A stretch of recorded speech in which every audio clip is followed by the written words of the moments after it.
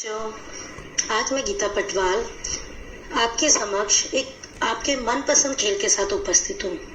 कौन सा खेल बताइए? वो है गेंद बल्ला यानी बैट बॉल।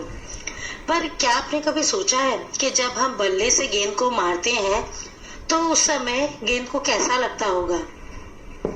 तो चलिए जाने इस पाठ के द्वारा। तो खोलिए पाठ 12 गेंद बल्ला। गेंद ने बल्ले से कहा, तुम मुझे क्यों मारते हो? बल्ले ने कहा, मारू नहीं तो खेल कैसे हो? गेंद जब बल्ले के पास आई तो उसने उसे जोर से मारा। गेंद कुदकती फुदकती दूर जाकर एक झाड़ी में छिप गई। बल्ला उसे ढूंढता रहा। ढूंढते ढूंढते शाम हो गई। अंधेरा घिरने लगा। गेंद खुश थी कि बल्ला परेशान हो रहा है। बल्ला निराश होकर लौट चला। तभी गेंद ने झाड़ी में से चिल्लाकर कहा, मैं यहाँ हूँ, आओ मुझे ले लो। बल्ले ने उसे झाड़ी के नीचे से खींच कर उठा लिया। गेंद ने कहा, देखो अब मुझे मारना मत, समझे? तो कैसा लगा यह पाठ? आया समझ में है गेंद बल्ला पाठ?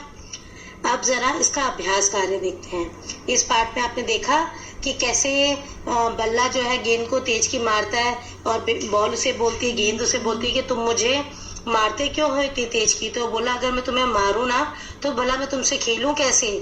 तो गेंद फुदकती हुई बल्ले से लगती हुई झाड़ी में जाकर छिप जाती है।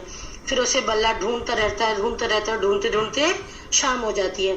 जब अंधेरा हो जाता है और बल्ला बहुत परेशान हो जाता है कि मेरी गेंद कहाँ चली गई, तो गेंद झाड़ी से बाहर निकलती है और फिर बोलती है, मैं यहाँ हूँ, पर ध्यान रखना आगे से मुझे तेज मत मारना।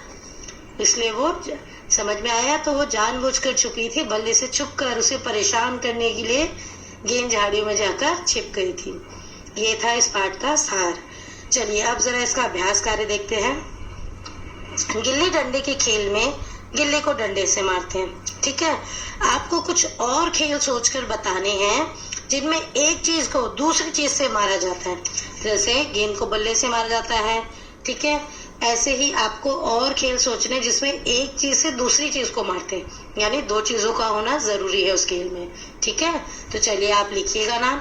अब देखिए दूसरा प्रश्न देखिए कि अगर कोई चीज खो जाए तो आप उस खेल को नहीं खेल पाएंगे, है ना?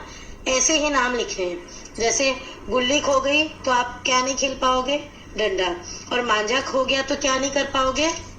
पतंग नहीं उड़ा पाओगे। पासा खो गया तो, या चिड़ी खो गई तो? हाँ तो लिखिए। चलिए अब अगला प्रश्न देखते हैं।